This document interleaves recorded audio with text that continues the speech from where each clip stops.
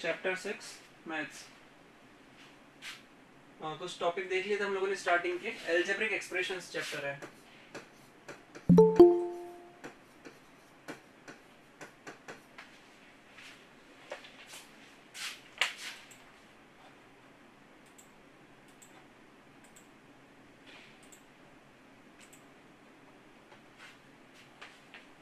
ठीक है, algebraic expressions.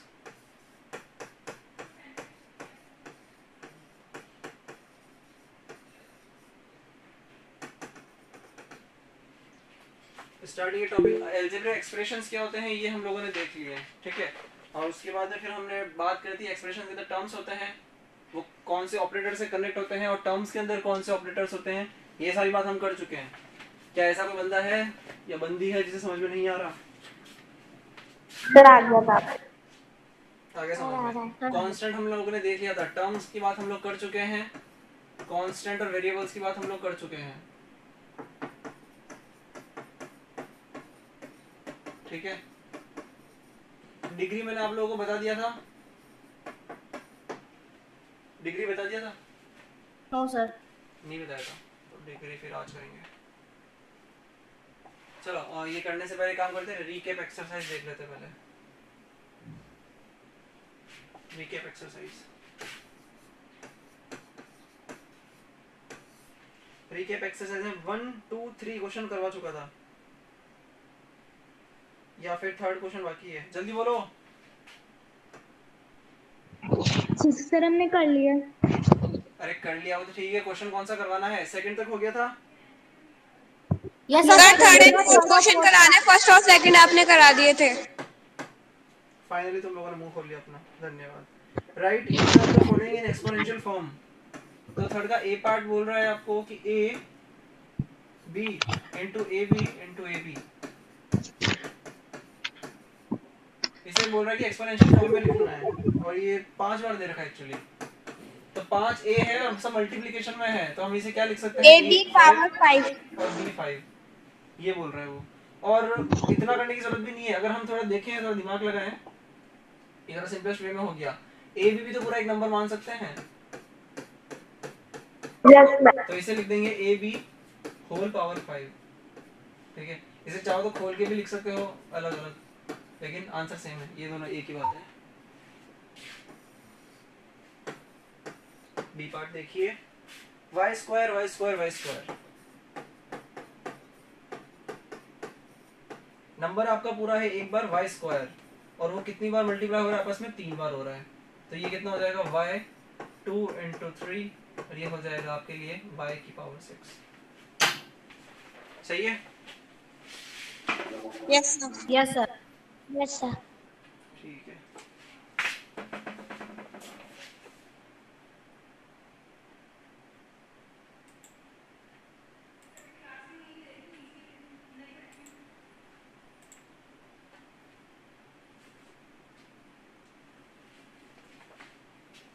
Fourth question करें या फिर कॉपी कर रहा है अभी तक? यस सर, सर कर लिया कॉपी। ठीक है, चलिए आगे चलते हैं फोर्थ क्वेश्चन पर। फोर्थ क्वेश्चन है आप लोगों के लिए, right the following algebraic expressions using science and symbols. अच्छा, बोला हुआ उसने, लैंग्वेज में दे रहा है वो, और हमें लिखना है उसे। तो पहला क्वेश्चन आप लोगों के लिए बोल रहा है कि 4 more than 2 times of x, 4 more than 2 times of x। तो पहले तो x दे रखा है आपका वेरिएबल, और 2 टाइम्स है वो 2x हो जाएगा, और 4 मोर देन 4 उससे ज्यादा है। आया समझ में? जो बोल रहा है उसे, अगर बहुत लंबा चौड़ा बोल रहा है तो टुकड़ों में कर दो उसे, और फिर टुकड़े को रिप्रेजेंट कर दो, करते चले जाओ। 4 more than 2 times of x, तो पहले तो x लिख दिया और बोला कि 2 टाइम्स है वो, मतलब कि 2 से मल्टीप्लाई करना पड़ेगा, डबल है ना वो, 2 टाइम्स है, और फिर 4 ज्यादा है तो प्लस 4 करना पड़ेगा, 4 अगर ज्यादा उसको देना है तो। फिर बी पार्ट है यहाँ पे 2/3 of a number q added with 7, 2/3 of a number q, 2/3 मतलब 2/3 इंटू क्यू, और फिर एडेड विथ 7।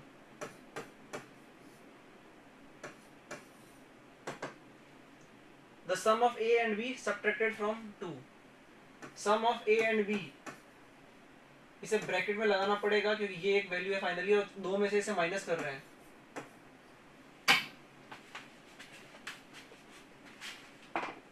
आया समझ में? यस सर आ गया. एक मिनट, बी वाला गलत है. बी वाला फिर से करो. बोला है कि 2/3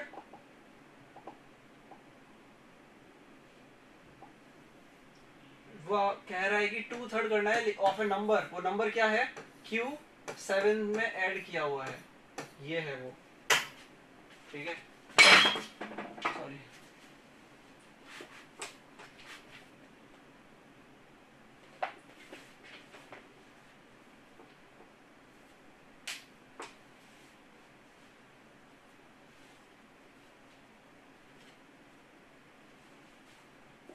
कोई भी टॉपिक समझ में नहीं आता है तो उसका रिवीजन मल्टीपल टाइम्स करो और फिर उसके ऊपर क्वेश्चंस ज़्यादा करो. तो मैथ्स का ऐसा कोई टॉपिक नहीं है जो कभी समझ आए नहीं. रिवीजन चाहिए मैथ्स में. जितने ज़्यादा क्वेश्चंस करोगे उतने फायदे में रहने वाले हो. ठीक है. सर हमने भेजा सर वो सही थी क्या? क्या? सर हमने भेजा सर वो सही थी क्या? हाँ, सारे चेक नहीं हो पाए तो बहुत सारे थे वो. तो जो मैंने चेक किए वो सारे सही थे. यहाँ पे मैच कर लो वापस. यहाँ पे आपने होमवर्क कर लिया, आपने भेजा था मुझे. यहाँ मैच कर लो, अगर कुछ गलत होगा तो यहाँ पकड़ मार जाएगा. ठीक है, डालो अगला टॉपिक. अब ये रीकैप एक्सरसाइज हो गया. 4 क्वेश्चन थे इसमें. अगला टॉपिक डालेंगे आप लोग types of algebraic expression.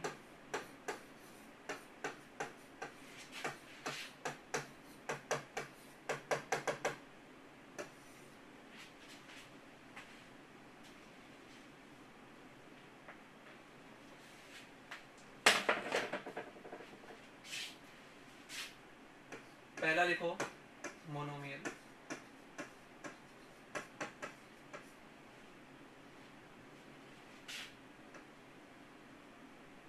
Monomial का मतलब होता है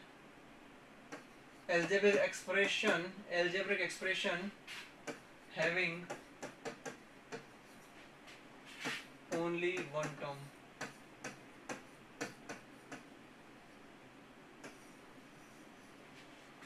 algebraic expression having only one term. ठीक है, कुछ एग्जांपल्स.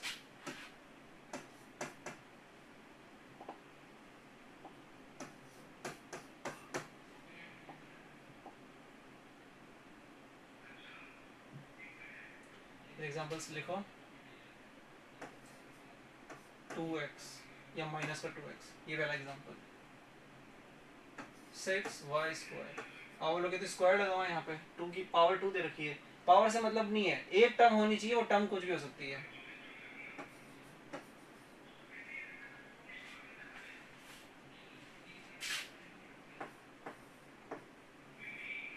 क्या ये भी एक मोनोमियल हो सकता है? क्योंकि ये भी तो एक कांस्टेंट टर्म है. कांस्टेंट टर्म है ये भी तो एक. ठीक है,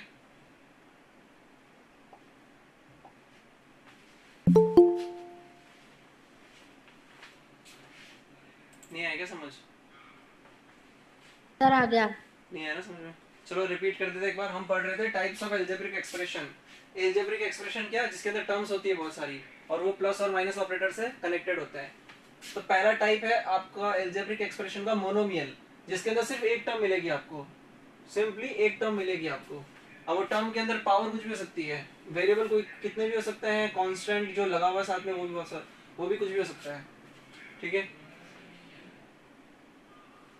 अभी चैप्टर में जैसे आगे बढ़ेंगे वैसे चीजें और क्लियर होगी. अभी तक के लिए करो. कर लिया? Yes sir. कर लिया. अब ध्यान से देखो, बुक में आप लोगों के लिए दे रखा है मोनोमियल के बाद में बाइनोमियल, फिर ट्राइनोमियल, फिर पॉलिनोमियल. आप लोग सेकंड पॉइंट डालो, direct polynomial.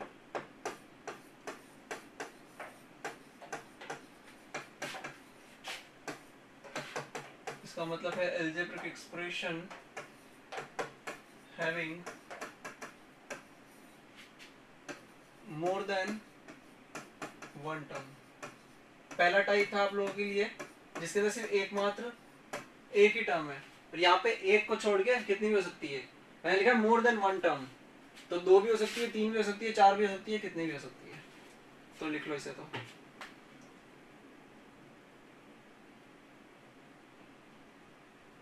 More than one term, अब मोर देन वन मतलब वो 2 से शुरुआत होगी वहां पे, 2 3 4 5 एंड सो ऑन।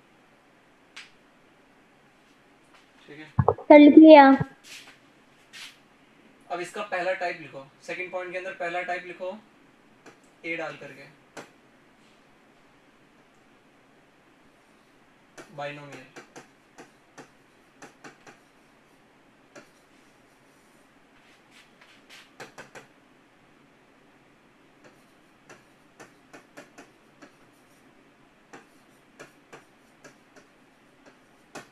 तो बाइनोमियल एक तरह का पॉलिनोमियल है जिसके अंदर 2 टर्म्स है, और ये भी तो पॉलिनोमियल की बात कर रहा है, क्योंकि पॉलिनोमियल का मतलब मोर देन वन टर्म।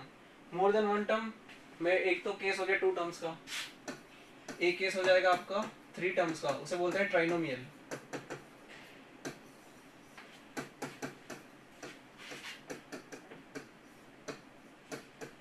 और 4 टर्म्स की बात हम लोग नहीं करने वाले 7th क्लास की मैथमेटिकल लेवल पे। ठीक है,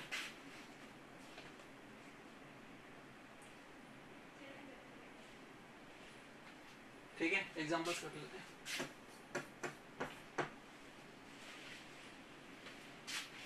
एक एग्जांपल लिखो बाइनोमियल का।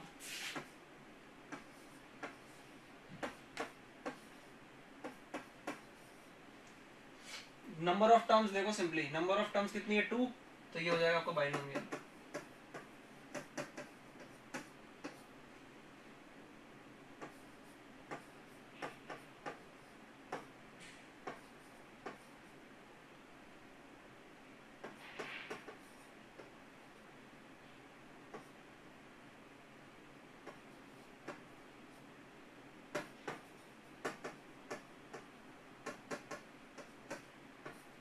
ट्राइनोमियल। और एग्जांपल भी हो सकते हैं,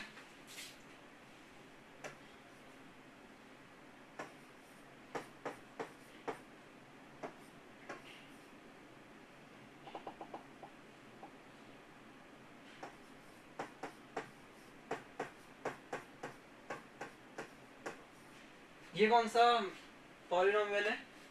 मोनोमियल तो नहीं है, क्यों नहीं है? 1 2 3 4 लिखा हुआ है इसमें, मोनोमियल तो नहीं है, ये एक तो नहीं है, इसमें एक से ज्यादा टर्म दिख रही है। ये कौन सा पॉलिनोमियल है? पॉलिनोमियल। यस अरे सर, पॉलिनोमियल पॉलिनोमियल। तो है, कौन सा वाला है? बाइनोमियल है, ट्राइनोमियल है, या उसके बाद 4 टर्म्स वाला है, 5 टर्म्स वाला है, क्या है? सर कितने टर्म्स है इसमें? पॉलिनोमियल। कितने टर्म्स दिख रही है? कितने टर्म्स दिख रही है भैया? 4। 4 दिख रही है। 5 + 9 को सॉल्व नहीं कर सकते? ये 14 बन जाएगा माइनस का 7x + 6y। ये आपका ट्राइनोमियल ही लिखा हुआ है, क्योंकि 7 और माइनस का 7x और +6y का तो आप लोग ऐड नहीं कर सकते ना। x और y को कैसे ऐड करोगे? नहीं कर पाओगे। तो जो सॉल्व हो रहा है पहले उसे सॉल्व कर दो, फाइनली हमें सिंपलेस्ट रिप्रेजेंटेशन चाहिए किसी पॉलिनोमियल का। तो ये 5 + 9 अलग अलग नहीं रह सकते, 14 में कन्वर्ट हो जाएंगे, क्योंकि 5 + 9 तो हमें पता है ना 14 होता है। तो उसे सेपरेटली कैसे रिप्रेजेंट कर सकते हैं?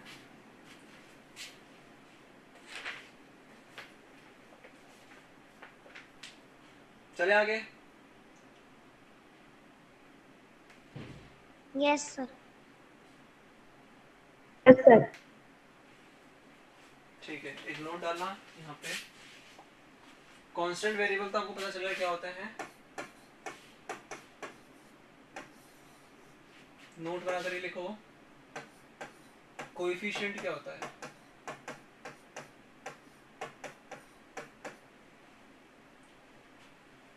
कोएफिशिएंट का मतलब है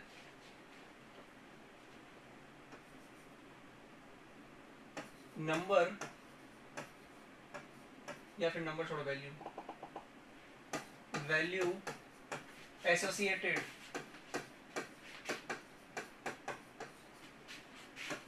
विथ वेरिएबल, इसे बोलते हैं कोएफिशिएंट। ठीक है, एग्जांपल्स।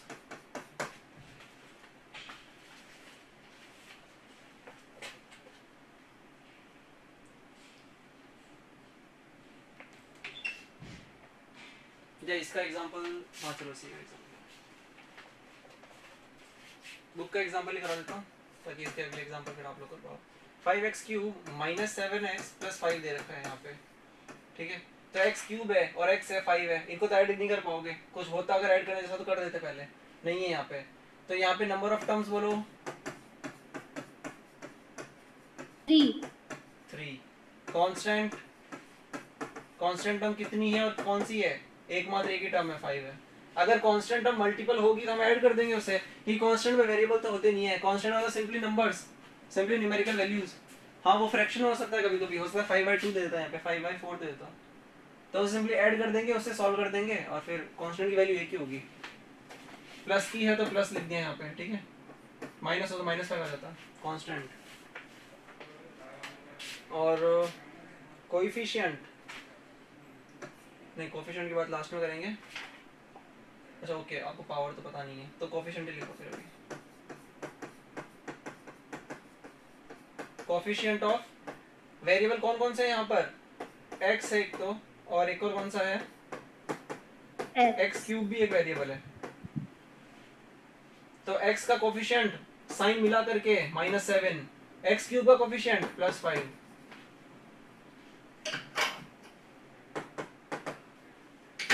ठीक है, हाँ या ना? Yes sir. Yes.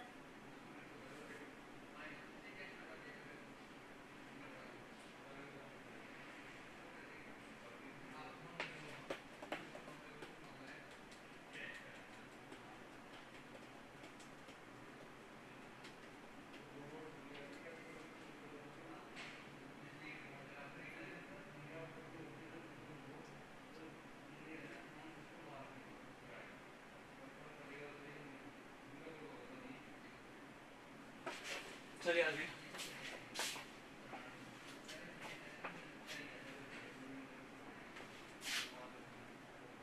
Example 1 book का एक ही एग्जाम्पल है ये।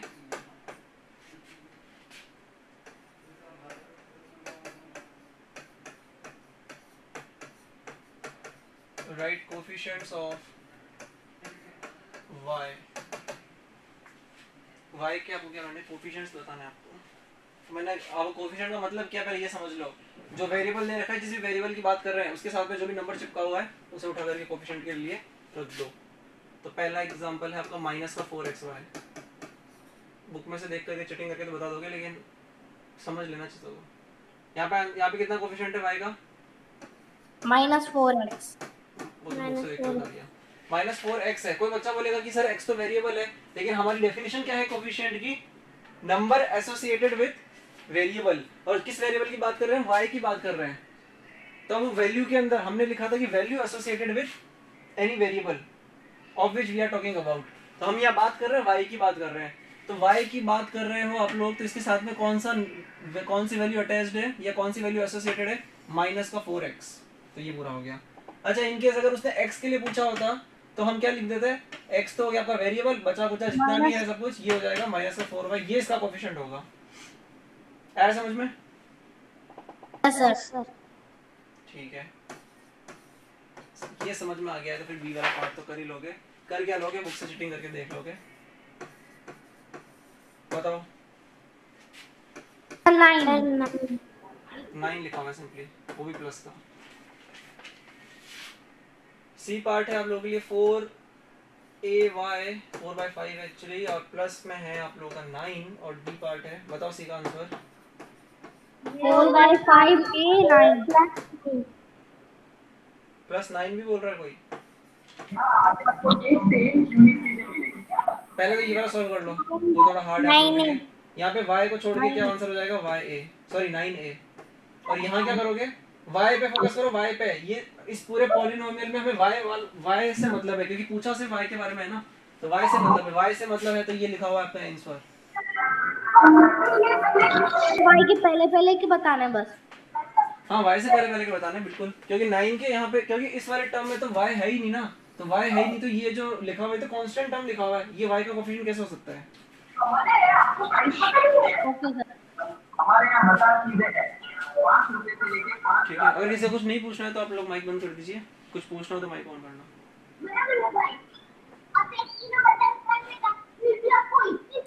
सुन नहीं रहे हो, सो रहे हो सबके सब।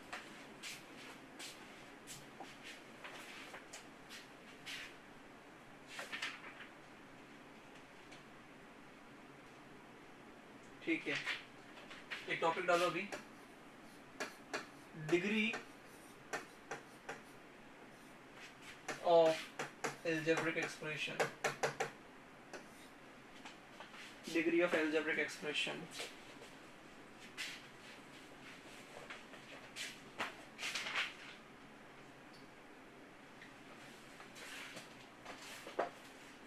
Degree of algebraic expression definition लिख लो पहले। हाईएस्ट पावर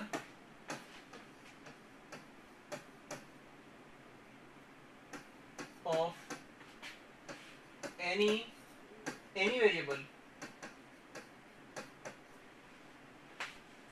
एक मिनट रुक जाओ, गड़बड़ हो जाएगी।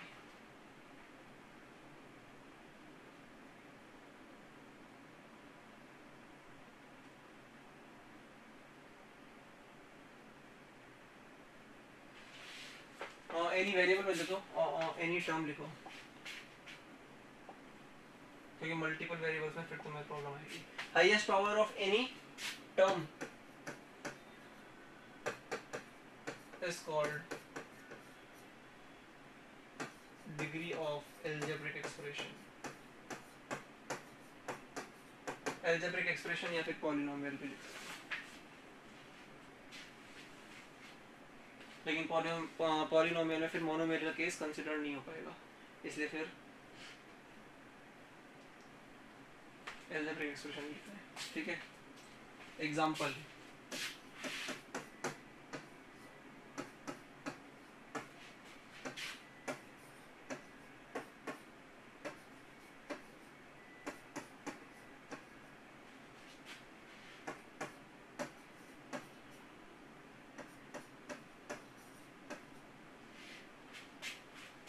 बताइए डिग्री कितनी होगी इसकी?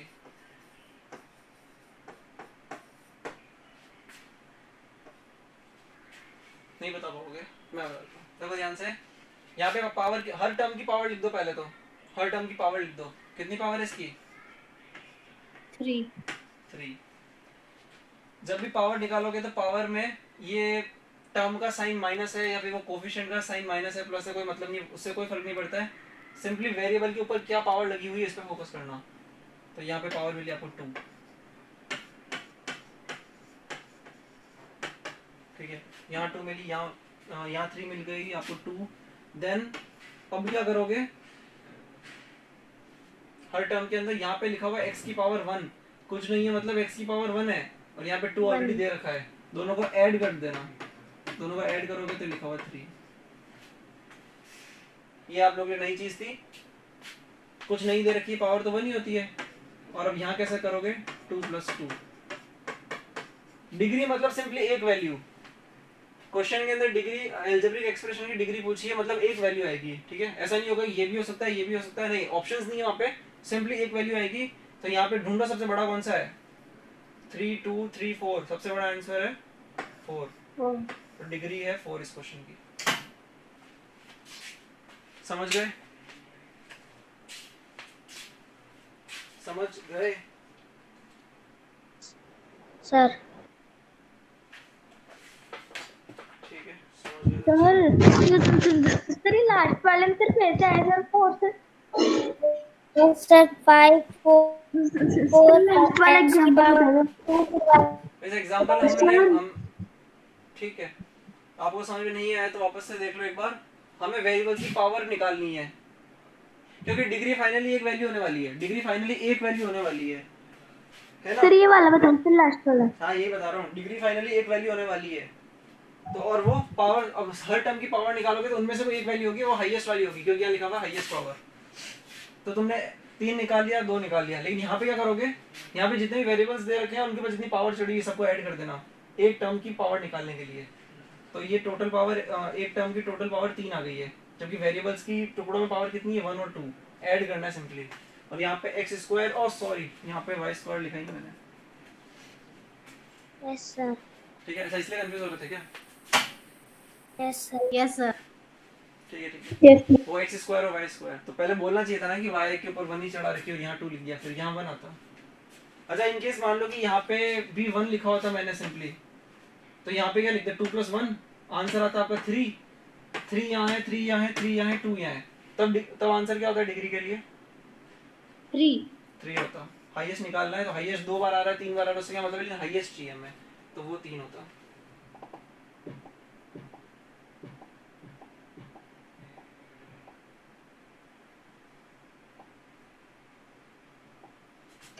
ठीक है, समझ में आ गया होगा? यस सर कर लिया कॉपी। ठीक है, होमवर्क रहेगा आप लोगों के लिए। होमवर्क लिख लो आज का।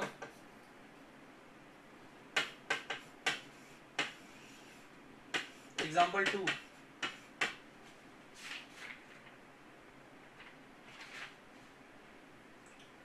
एग्जाम्पल 2 होमवर्क है एक तो, और एक्सरसाइज 6.1 से देखो क्या होमवर्क में है।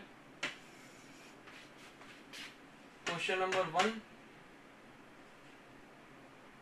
2, 3,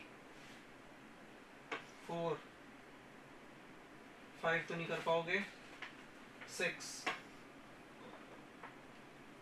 7,